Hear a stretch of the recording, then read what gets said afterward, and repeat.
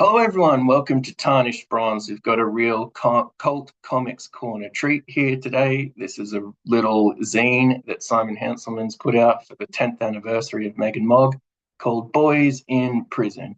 Now, as far as I can tell, this is getting back into the Megahex-verse. Obviously, we're waiting with bated breath for Meg's Coven, but while we don't have that, we do have some work here, and we also have our zombie alternative reality version of the Meg Boganaal-verse to tide us over.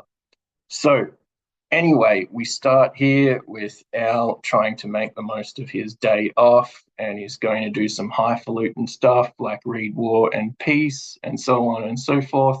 Although that never is going to happen living in a house with Meg and Mog, who obviously are going to shatter his illusions of having a restful day, of feeding the mind, and they're going to kind of con him in to having to go and pick up some drugs.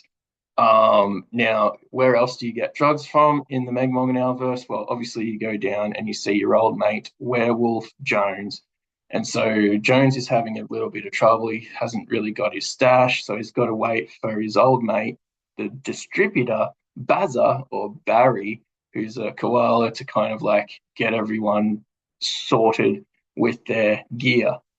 Now, Baz informs everyone that the supply has been taken, so they've got to negotiate physically and emotionally to get it back. And so you can see them there. There's some great inappropriate stuff. For those who don't know, Simon Hanselmann does quote unquote go there. So if your sensibilities are going to be worried by that, then perhaps this isn't the best thing for you to kind of invest your money in. And if you have kids, um, share this wisely. So some teenagers it will be fantastic for, others your mileage might vary. So nonetheless, once they kind of like get their stash back, Baz is really having a fun time kind of making Al really uncomfortable, and Al is really nervous and distressed as he usually is. So I always like how I feel viscerally uncomfortable sometimes when I read this Simon Hanselmann work, not just this stuff, but other stuff too. It makes me feel like I'm pleased that I do not live in a world where this is something that I am routinely exposed to.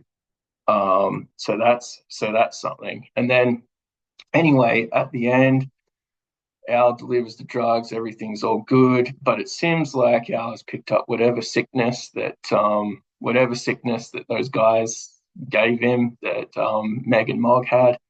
And it seems like there's a bit of a hassle with immigration, which I'm sort of familiar with. That's complicating Baz's ability to stay in the United States. So it's going to be pretty tough. Um, so one of the little overall comments is this zine is pretty small in just physical size. It's got 32 pages, so you get plenty of story. But one of the kind of problems for me is that some of the back matter is just typed really small. So I'd love to see this was a presentation that this was printed for a presentation that Hanselmann did at one of these museums, I think in Los Angeles or San Diego, and the small size of it means that it's a bit hard to read some of that back matter, and I'm not even that elderly. Always plenty of extras with this stuff.